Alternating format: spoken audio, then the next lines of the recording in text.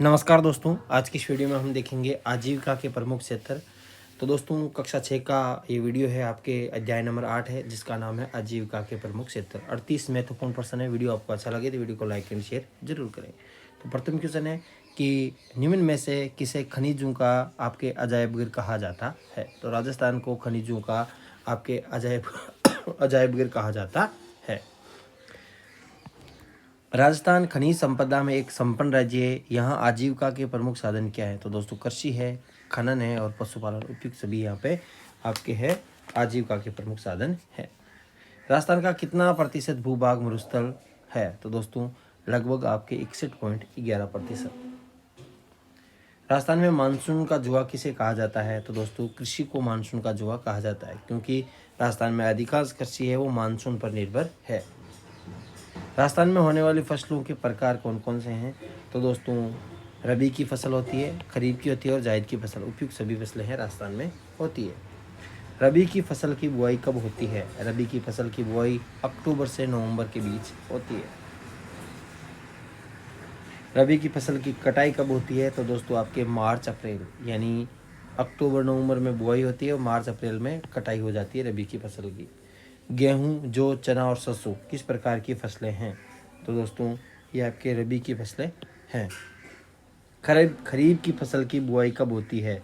तो दोस्तों खरीफ की फसल की बुआई जून जुलाई में होती है और कटाई आपके सितंबर अक्टूबर माह में कर ली जाती है। चावल, ज्वार, बाजरा, मूंग, कपास, गन्ना, मूंगफली, तिल आदि किस प्रकार की फसलें हैं। तो दोस्तों खरीफ की फसलें हैं। जायद की फसल की बुआई होती है कब। तो दोस्तों जायद की फसल की बुआई मार्च से अप्रैल माह में होती है। खरबूजा, तरबूज, ककड़ी किस प्रकार की फसलें हैं। तो दोस्तों ये आपके जायद की फसलें हैं।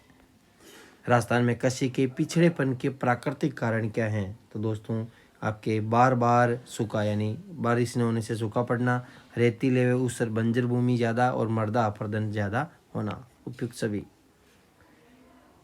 राजस्थान में कृषि के पिछड़ेपन का आर्थिक कारण नहीं है। आर्थिक कारण क्या नहीं है। दोस्तों भू स्वामित्व की समस्या आर्थिक कारण नहीं, बाकी किसानों की निर्धनता, जिससे वो अपने अच्छे एक तो उर्वरक बीज नहीं खरीद पाते हैं, अच्छे आपके यंत्रीकरण का प्रयोग नहीं कर पाते हैं, उपज का कम मूल्य मिलता है और सिंचाई के साधनों की क्या है, कमी है। राजस्थान में कृषि के पिछड़ेपन का संगठनात्मक कारण क्या है। तो दोस्तों संगठनात्मक कारण है वो आपके नीतिगत कमजोरियां सरकार की और भू स्वामित्व की समस्या। देश भर में सर्वाधिक बाजरा, सरसों और गंवार का उत्पादक राज्य कौन सा है। तो दोस्तों इसमें आपके फर्स्ट स्थान पे देखें तो राजस्थान बाजरे में है, सरसों में है और कुल तिलहन में है, और पोषक अनाज में नहीं है। पोषक अनाज में अब सेकंड स्थान पे आ गया है। और गंवार, यानी गंवार, कुल तिलहन, सरसों और बाजरा इसमें फर्स्ट स्थान पर है आप हमारा राजस्थान। उसके बाद में है कि भारत में चना उत्पादन में राजस्थान का स्थान कौन सा है। तो चना उत्पादन में राजस्थान का स्थान कौन सा हो जाएगा दोस्तों, यह आपके हो जाएगा तीसरा। कौन सा हो जाएगा, तीसरा हो जाएगा। अब देखते हैं दोस्तों फर्स्ट स्थान पे कौन कौन से हैं। जैसे फर्स्ट राजस्थान फर्स्ट किस किस में है। राजस्थान फर्स्ट है वो आपके बाजरा, सरसों, कुल तिलहन और गंवार, इसमें फर्स्ट है। सेकंड की बात करें, सेकंड है आपके पोषक अनाज प्लस मूंगफली, इसमें आपके सेकंड है। थर्ड नंबर पे देखें तो चना में थर्ड है, कुल दलहन में भी थर्ड है, जवार में भी थर्ड है और सोयाबीन में भी थर्ड है। ये हमें याद रखना है। ये आपके नवीनतम आर्थिक समीक्षा है, उसके अनुसार ये डाटा है। अगला है पश्चिमी राजस्थान में सर्वाधिक बोया जाने वाला खाद्यान्न कौन सा है। पश्चिमी राजस्थान में सर्वाधिक बोया जाने वाला खाद्यान्न की बात करें तो ये आपके हो जाएगा बाजरा। अगला है दक्षिणी राजस्थान में खाद्यान्न फसलों में किस फसल की खेती प्रमुख की जाती है। तो दोस्तों ये आपके दक्षिणी राजस्थान में मक्का की कृषि की जाती है। राज्य में कौन सा जिला गेहूं उत्पादन में प्रथम स्थान पर है।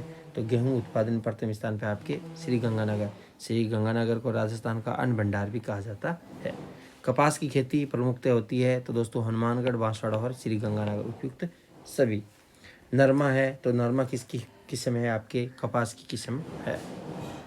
राष्ट्रीय सरसों अनुसंधान तो दोस्तों सेवर भरतपुर में है और 20 अक्टूबर 1973 को क्या हुई थी, स्थापना हुई थी। निम्नलिखित कथनों पर विचार कीजिए, इनमें से कौन सा कथन सत्य है।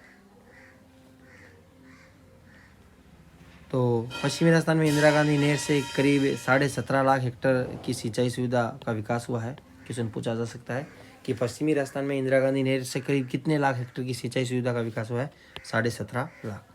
राजस्थान में बोए गए फसली क्षेत्र की कुल 35% सिंचाई की सुविधा उपलब्ध है। राज्य में कुल सिंचित क्षेत्र का नहरी द्वारा सिंचित क्षेत्र 33% है। उपयुक्त सभी कथन क्या इसमें सत्य है।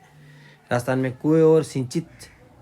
कुल सिंचित क्षेत्र का कुएं व नलकूपों द्वारा, तो दोस्तों कुएं और नलकूप से सबसे ज़्यादा होता है, तो आपके 66% हो जाएगा। राजस्थान में सबसे ज़्यादा सिंचाई कुएं व नलकूपों से होती है।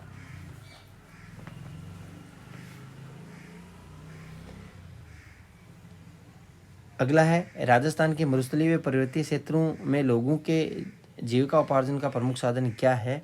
तो दोस्तों के जीविका उपार्जन का प्रमुख साधन देखें तो आपके हो जाएगा पशुपालन। पशुपालन की दृष्टि से राजस्थान का भारत में कौन सा स्थान है।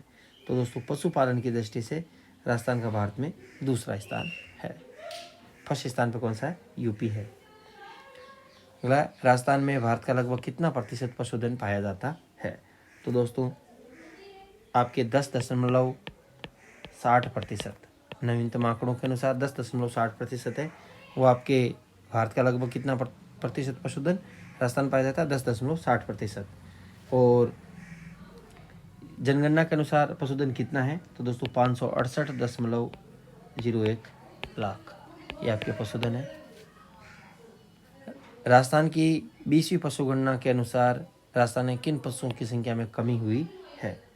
तो कमी किस किस में हुई है, आपके ऊँट, भेड़, गधे और बकरी।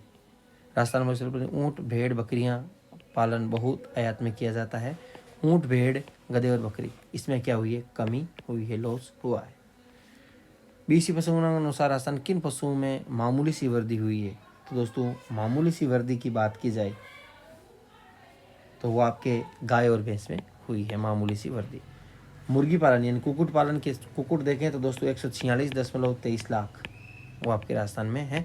आपके मुर्गी यानी कुक्कुट पालन की संख्या है। राजस्थान में मुर्गी पालन है यानी पोल्ट्री फार्मिंग का व्यवसाय तेजी से बढ़ रहा है।